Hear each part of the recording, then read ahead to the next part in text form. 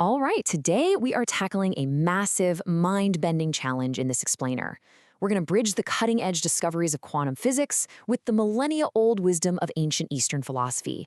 And look, we're not just doing this as some fun intellectual exercise. We're building this bridge to uncover a very specific, deeply practical cure for modern burnout and the relentless anxiety of our daily lives. Okay, let's dive right into this. Erwin Schrödinger, one of the founding fathers of quantum mechanics, made a staggering observation. Modern quantum physics basically agrees that the universe isn't just made up of isolated, separate building blocks. Instead, it's a singular, interconnected web. Schrödinger is telling us that the absolute distinction we feel between us as the subject and the world as the object, it doesn't actually exist at the subatomic level. Everything is literally just a variation of the same fundamental structure of space. We are part of one continuous whole. Now contrast that Nobel Prize-winning physics with ancient texts from the Vedanta. They arrived at the exact same conclusion thousands of years earlier. No lab equipment, just deep observation. They stated that there's only one reality, and that our everyday perception of a fragmented, divided world is actually false, simply because our human senses can't grasp the cosmic whole. Honestly, it's truly fascinating to see modern science and ancient mysticism shaking hands across the centuries like this. Which brings us to Section 1, the illusion of separation. Recognizing this cosmic unity is the absolutely crucial first step to untangling the daily anxieties that weigh us down. So let's ground this lofty physics talk into our everyday reality. We live in a world defined by risks, uncertainties, and this deep, lingering post-pandemic restlessness. You know the feeling. We're constantly dealing with social media addiction, agonizing over the future, and just this intense struggle to keep up. We feel incredibly isolated, like we're fighting against the world all by ourselves. But what if that feeling of total isolation is really just a trick of the mind? See, our brains are practically hardwired to trick us into seeing separation everywhere. Think about it. When you look at a tree, you automatically categorize a leaf as one real thing and the trunk as another real thing. And hey, this division is incredibly useful for everyday survival. It helps us navigate the physical world without bumping into things, right? But ultimately, it creates a false sense of isolation.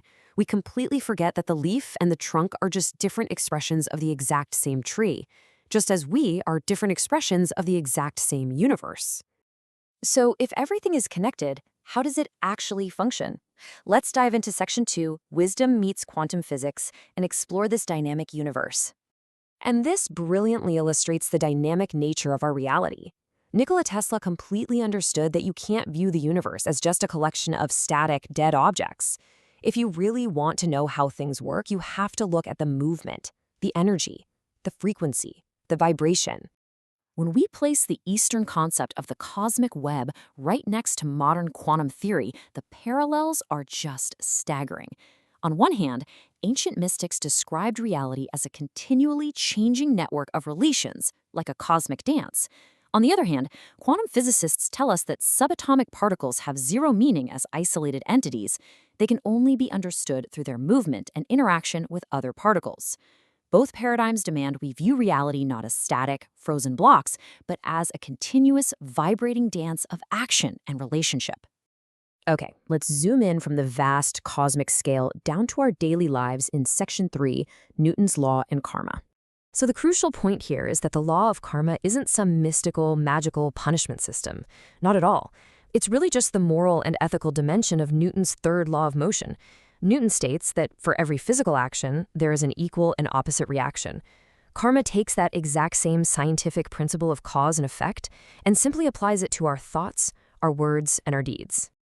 Think about a swimmer moving through a pool. To move forward, they literally have to physically exert force to push the water backward. The water then reacts, propelling them ahead. Every single choice we make is exactly like that swimmer's stroke. Whether we realize it or not, our actions, no matter how ridiculously small they might seem, create profound ripples of cause and effect that extend out into the vast, interconnected web of the universe. But are we fully in control of those outcomes? That brings us to Section 4, the roller coaster of life. Now, what's really interesting about this analogy from author Rupa Pai is how perfectly it mirrors our modern workplace and life anxiety. She compares human life to a massive roller coaster. We are all passengers, and we're assigned specific jobs on this ride. Some of us think our jobs are incredibly vital to the world, while others think their jobs are totally pointless. Because we only see a tiny sliver of the tracks right in front of us, we develop this powerful illusion that how well we do our jobs is what actually causes the coaster to go up and down. But the reality? None of the passengers actually control the coaster itself. Not a single one of us. And this roller coaster analogy connects directly to one of the most famous quotes from Chapter 2 of the Bhagavad Gita.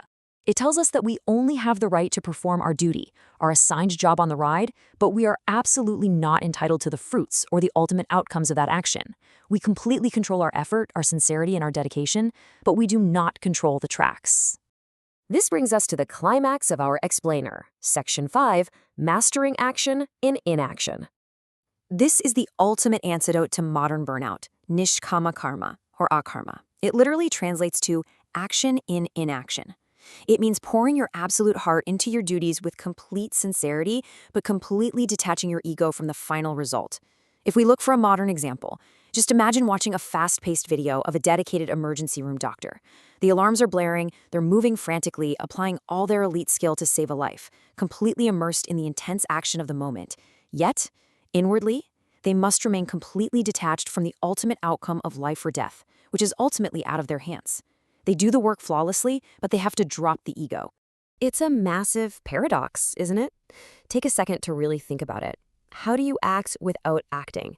How in the world do you care so deeply about the work you're doing, but care so little about the reward you're going to get? Well, history gives us a fantastic example in the story of King Janaka. Look, he wasn't some monk hiding away in a remote cave. He was a philosopher king who ruled a massive empire.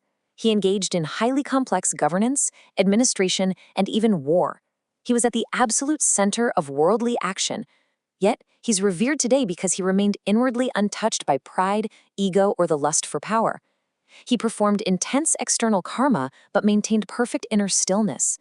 He did his job exceptionally well, purely as an offering, without ever letting the illusion of control infect his mind. Let's move to Section 6, the fire of knowledge, and see how burning our karmic baggage actually transforms our reality. The Bhagavad Gita states that understanding this dynamic, interconnected reality acts like a blazing fire. It takes the heavy karmic baggage we carry around every single day, our anxieties, our past regrets, our desperate need to control the future, and it just burns it all to ashes. When you truly internalize that you're part of a greater cosmic web, and your only job is to perform your duty without attachment to the outcome, the heavy burden of the ego simply dissolves. Which brings us to this incredibly powerful realization. Illusion does not catch you, you catch illusion. The spiritual teacher Sathya Sai Baba uses a brilliant analogy for this. Imagine holding as tightly as you can onto a handkerchief for hours. Eventually, your hand's going to ache terribly, but the handkerchief isn't hurting you, your choice to grip it is. It's so much easier to just open your hand and drop it. In the exact same way, the universe isn't forcing you to be stressed. We actively choose to grip onto our anxieties, our ego, and our false sense of control until it hurts. So, I want to leave you with this final thought. You now know the science of the cosmic web. You understand the mechanics of karma. And you know that you are just a passenger doing your absolute best on a roller coaster you do not steer. Knowing that you only control your effort, not the outcome, what specific illusion of control will you choose to drop from your tight grip today? Thank you so much for joining me on this explainer, and I truly hope this knowledge brings you a profound sense of peace and purposeful action.